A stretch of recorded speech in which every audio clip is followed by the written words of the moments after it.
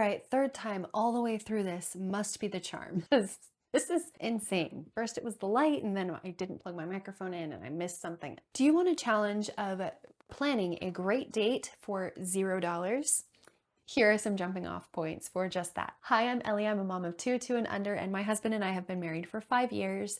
We are loving it, and in this video, I'm going to use the 5 different love languages to structure free dates, and hopefully we'll get something for everybody in here, as we'll have all 5 of the love languages covered. And remember, good dates are all about the connection that you make with your significant other or the person that you're going on a date with. It is not necessarily what you're doing or how much money you're spending, hence the $0 or free. So to start out, The 5 Love Languages was written by Gary Chapman in 1992 originally, but it has been released a few other times, and they may have updated language. I'm not really sure, like the actual words, but the actual love languages have not changed. Mostly what has been changed is the different examples that he gives. They've been updated and such. So the 5 love languages: words of affirmation, quality time, receiving gifts, acts of service, and physical touch. Most of us have one that is either just above or far and above all the others that make us feel really appreciated and loved and connected with. Now, sometimes we have a couple, but one usually, edges out all the rest. So some of these are really easy to plan dates around. Things like quality time. If it's a date, chances are you've got a lot of quality time. Physical touch is another one that's pretty easy, but we'll think outside of the box with those ones. I've got a few ideas for it. And we'll start with the ones that are a little bit more difficult to plan whole dates around, or to focus your Valentine's Day on, because that is also important. So, and that's what this first idea is for. So words of affirmation is what we're going to start with, and we're going to do writing a letter. So I had an ex that was in the military, and during basic training, all we could do is write letters. So I don't write a lot of letters anymore, but my husband has asked for it a few times. He said that he would feel very appreciated if I were to do that. So I have done it a couple of times, and I do think it's a great time to express your appreciation for somebody in your life, whether that is your significant other, or maybe when your children get older, it's for your children, or even when they're younger. It could be a great time to actually figure out your children's strengths and put the letter away and give it to them when they turn 18 or something. But we are talking about dates and Valentine's Day. I don't know why I went off on a tangent about kids. Probably because that's all I think about is my kids. It is a great place to be able to really think through what you're feeling and what you want to say to the person, and have potentially a very eloquent way of saying things. If you're not so much of a letter writer and you are trying to think of a date or the beginning of a date, potentially, you could definitely play something like "What I Appreciate About You" and sit across from each other or even next to each other and just go back and forth about what you might appreciate about your significant other. For me, things that I would say about my husband would be, I really appreciate that he provides for us, and I appreciate how wonderful a dad and father figure he is. I really appreciate his ability to pick up the slack around the house, especially when I feel overwhelmed for whatever reason. I could say something like, I love his patience and how caring he is and supportive of everything I do. I love how he makes me feel loved and appreciated and protected and safe all the time, regardless of what we're doing. Next, we're going to talk about acts of service. This one again is hard because it's hard to think of things that surround acts of service for you and your significant other.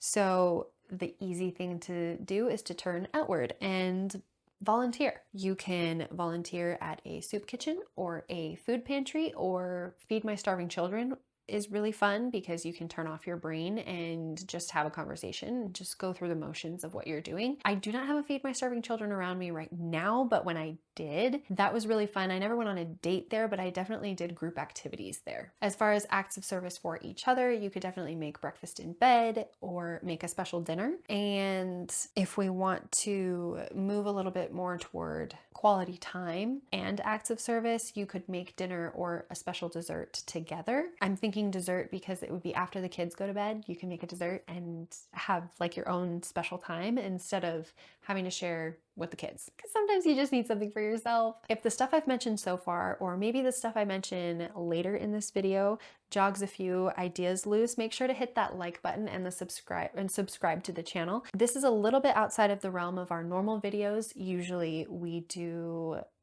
I do, sorry. I'm a one woman show right now.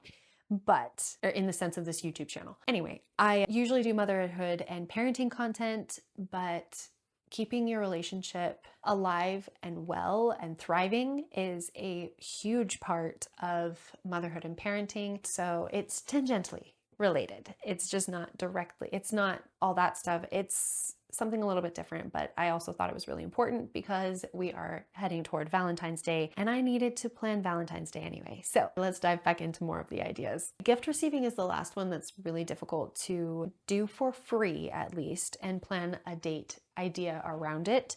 So with this, I want you to think of something that they really like. So for me, I would say books. For my husband, I would say games. For also me, I would say movies as well. So just pick something they really like and plan your date idea around that. So take books, for example, for me. My husband isn't a huge reader, but we could go to the library and have him pick my next read. And maybe at that point, we take turns reading to each other, like a chapter for me and a chapter for him, and just read out loud to each other. Or you could do that with a book you're already reading. I really wanted to get this done before that alarm went off. Okay, hopefully I'm in the same spot. My lighting is the same. But anyway, for movies, you could do a themed movie night, movies that have sentimental value or importance to you or your significant other, and kind of share a piece of yourself that way. With games, you could pick their favorite game and do a game night of it. For my husband, his favorite game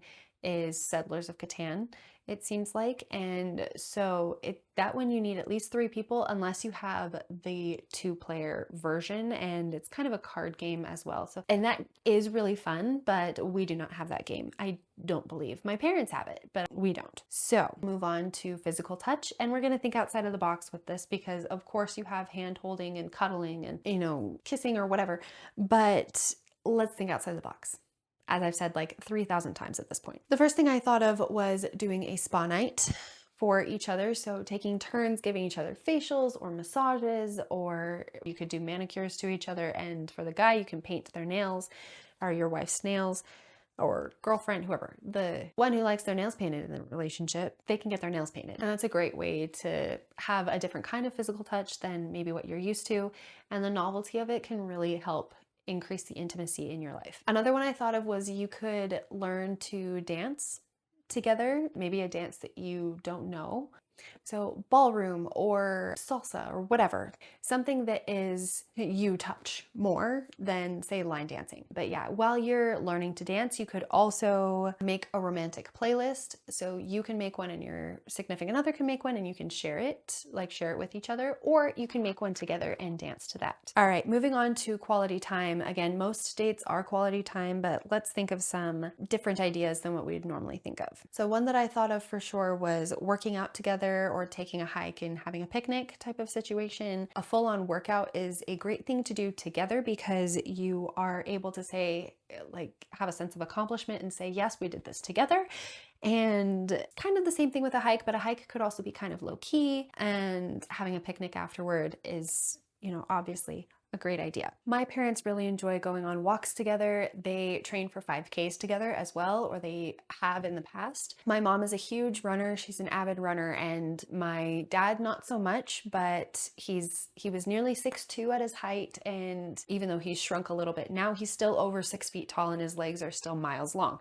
So while my mom runs half marathons and 10Ks, my dad and my mom together train for 5Ks all the time. Another thing that I was thinking of was stargazing. This weekend is not going to be great for that for us, but over the summer could potentially be a good date idea, not necessarily Valentine's Day, but a date idea. The other thing you could do is watch a sunrise or sunset, and depending on your schedule. For me, if I see a sunrise, it is because I have stayed up all night, and that's a problem. So Sunset, on the other hand, since it's wintertime and we are further north than like other places, our sunset is very much during dinner time or even a little bit before. So it could be difficult to actually see one now, but again, over the summer when sunset's at like 10 o'clock, could be an easy thing to do. And then the last quality time one that I was thinking of was going to an open house and kind of dreaming up your dream home together. So if you could have anything and everything in your home that you wanted, what would it be? And just kind of design your home or house hunt for like your dream home. All right, that's all I've got for you today. And hopefully all of this is good and I didn't miss anything this time. I know my mic's on and my light's on, so I don't know why I'm so frazzled today, but I am. So here we go. Make sure you hype up this video if you're on mobile and leave a comment down below of something that you're planning to do with your significant other this Valentine's Day. And of course, check out this video of gift ideas for him that I did a while back for those on a budget that is not zero. And if you wanted to do like an actual gift giving thing, this one is probably a better video for you. And I will see you there.